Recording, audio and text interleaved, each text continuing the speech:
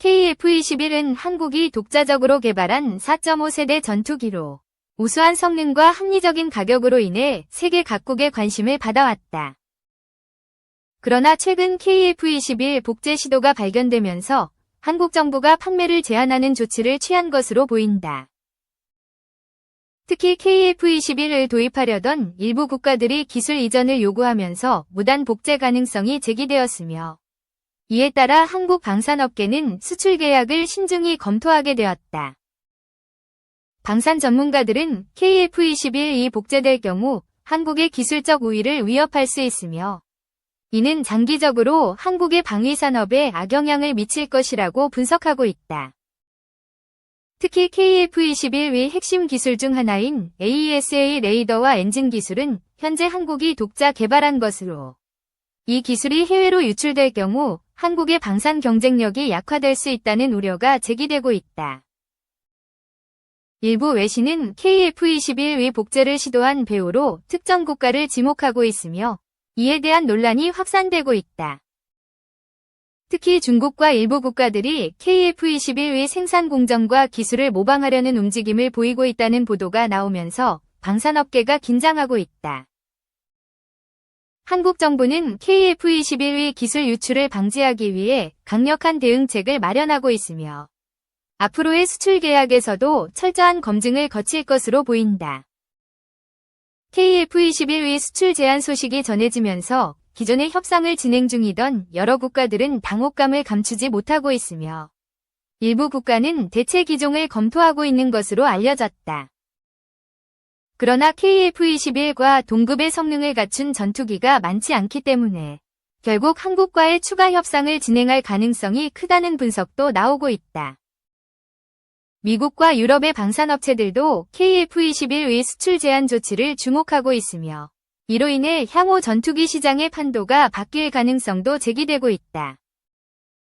한편 한국은 KF-21의 성능을 지속적으로 업그레이드하며 블록 2, 블록 3 개발을 추진하고 있으며 향후 스텔스 성능을 더욱 강화할 계획이다. 이번 사건을 계기로 한국은 방산 기술 보호의 중요성을 다시 한번 인식하게 되었으며 향후 국제협력과 수출 정책을 더욱 신중하게 추진할 것으로 보인다. KF-21의 수출 제한이 단기적으로는 혼란을 초래할 수 있지만 장기적으로는 한국의 기술적 우위를 유지하는 데 중요한 역할을 할 것이라는 분석도 나오고 있다. 세계 각국이 KF-21을 확보하려는 움직임을 보이는 가운데 한국이 어떤 결정을 내릴지에 대한 관심이 더욱 집중되고 있다. 윤석열 정부에 참여하고 있는 과거 친이계들이 민영화 대상으로 점찍었다는 소문이 돌았던 한국항공우주산업 KAI가 한국국방연구원 위 사업 타당성 조사 결과로 논란이 되었던 한국형 전투기 KF-21 보람 전투기의 초도 생산 물량을 원래 계획대로 40대로 하기로 결정했습니다. 방위사업청은 이날 제160회 방위산업추진위원회를 열고 이 같은 내용의 한국형 전투기 최초 양산 계획을 심의 의결했는데 KIDA의 사업 타당성 조사 결과를 반영해 계약은 올해 6월에 20대, 내년 6월에 20대를 체결하는 방식으로 진행될 예정입니다.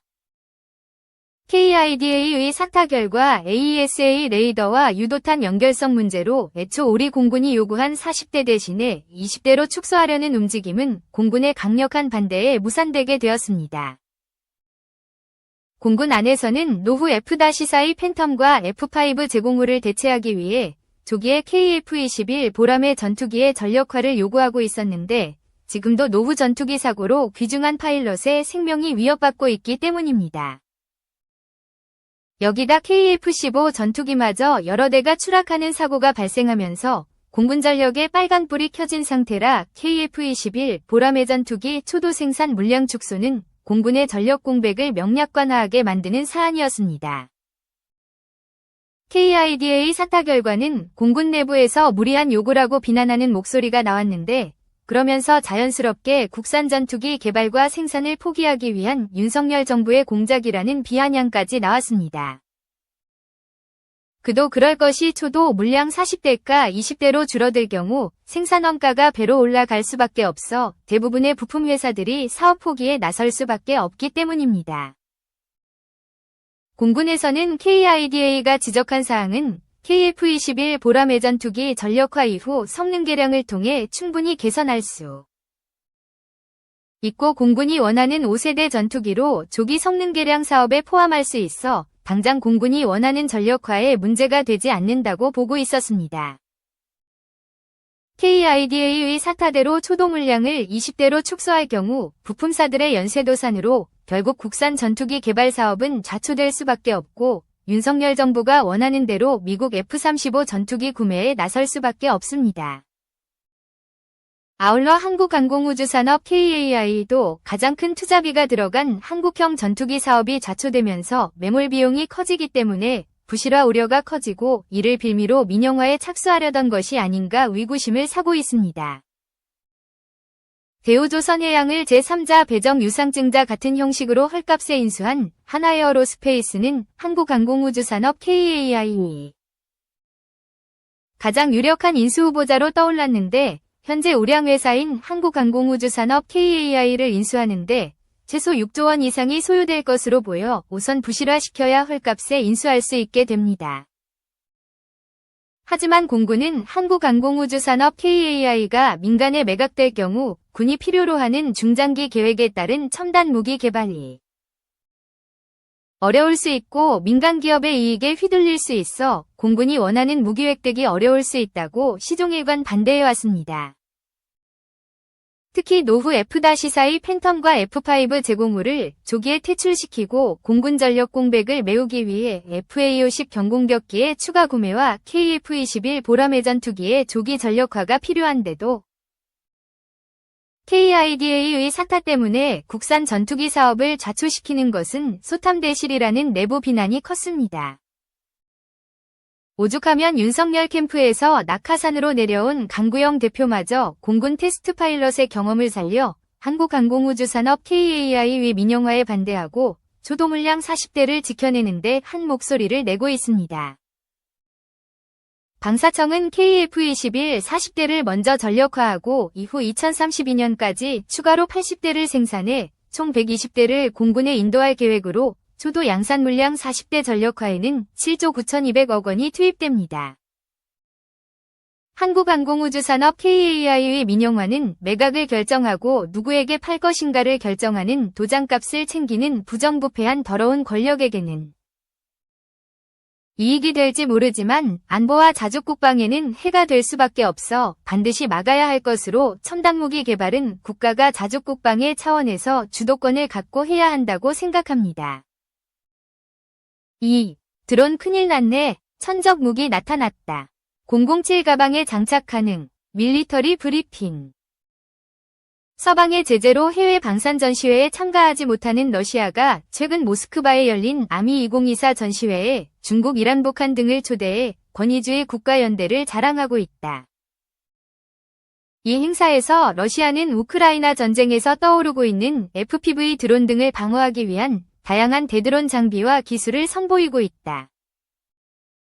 스트라이커 장갑차에 50kW급 레이저를 탑재하여 드론 방어 등에 사용하려던 미 육군은 중동에서 좋지 못한 피드백을 받은 후 새로운 경쟁을 준비하고 있다. 지난 12일부터 14일까지 모스크바 애국가 광장에서 열린 국제군사기술 포럼 아미 2024에서 우크라이나 전쟁에서 러시아군에게 큰 피해를 주고 있는 FPV 드론 등에 대응하기 위한 기술과 장비가 많이 소개됐다. 국영 로스텍사나 루세일렉트로닉스는 현대화한 레소책 전자전 시스템을 처음 공개했다. 장갑 차량 외 배낭이나 서류 가방에도 장착할 수 있을 정도로 소형이다. 레소책은 도로에 매설된 원격 조작형 급조 폭발물을 기폭하는 무선 신호를 방해할 수 있으며 위성왕법 시스템을 방해해 드론을 무력화할 수도 있다. 국영 무기 수출 기업 로소보론 엑스포르트는 플라스툰 SN 궤도형 장갑차를 기반으로 제작한 새로운 이동식 전자전 시스템을 소개했다. 2023년 10월 러시아군이 이 차량 10대를 인도받았다. 드론 요격을 위해 설계된 나피라-2와 3 대공 방어 시스템도 공개됐다. 두 가지 모두 AMN59091 스파르타크 지뢰방호 차량을 기반으로 라피라-2는 7.62mm PKT 기관총 2정을 탑재했고 라피라-3는 SA80mm 로켓 열발을 장착했다.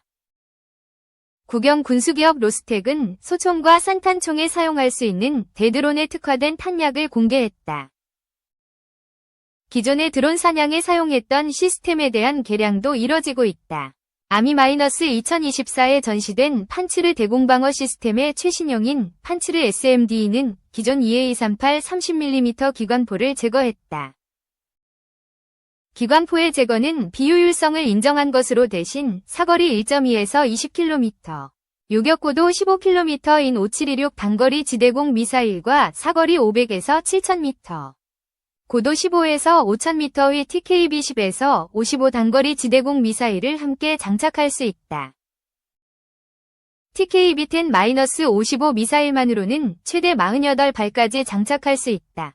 미 국방부가 레이저 무기 도입을 위해 노력하고 있는 가운데 미 육군이 새로운 레이저 무기 경쟁을 준비하고 있다. 올해 초 미 육군은 50kW 레이저를 단 스트라이커 장갑차인 DMSHORAD 4대를 중동 지역을 관할하는 중부사령부로 보내 병사들이 공중 위협에 대비할 수 있는지 시험했다. 하지만 이라크에서 시험한 결과 초기 피드백은 긍정적이지 않았다. 미 육군 획득 담당자 더그 부시는 의회에서 50kW 출력 레이저는 열 방출, 전술적 환경, 차량 마모 등을 고려할 때 차량에 통합하기 어렵다는 것이 증명됐다고 밝혔다. 중부사령부에서의 실망스러운 시험 결과 때문에 미 육군은 DMSHORAD 경쟁을 다시 준비하기 시작했다. 최종 선정은 엔라이트와 로키드 마틴 중 하나일 전망이다. 미 육군은 로봇 전투 차량 등 다른 플랫폼에도 레이저 탑재를 검토하고 있다. 스트라이커 장갑차보다 작은 RCV에는 20에서 30kW급 레이저가 장착될 것으로 보인다. 미 육군은 다양한 위협과 임무 수행을 위해 10kW, 20kW, 50kW, 300kW를 평가하고 있다. 올 4월에는 20kW 출력의 팔레트와 고에너지 레이저를 해외의 고정 진지에 배치해 긍정적인 피드백을 얻었다. 미 육군은 로켓 포병박격 포무인기 순항미사일 등의 위협으로부터 보호하기 위한 간접 화력 방어 능력 고에너지로 불리는 300kW급 레이저 개발을 위해 로키드 마틴과 계약을 체결했지만 아직 개발이 완료되지 않았다. 파키스탄 현지 매체에 따르면 파키스탄 공군이 중국 선양항공기공사가 개발한 5세대 스텔스 전투기 J-31로 전투기 조종사 훈련을 시작했다. 이것은 인도와의 경쟁에서 전투기 전력을 현대화하고 작전 준비를 향상하려는 파키스탄 공군의 광범위한 계획의 일부다.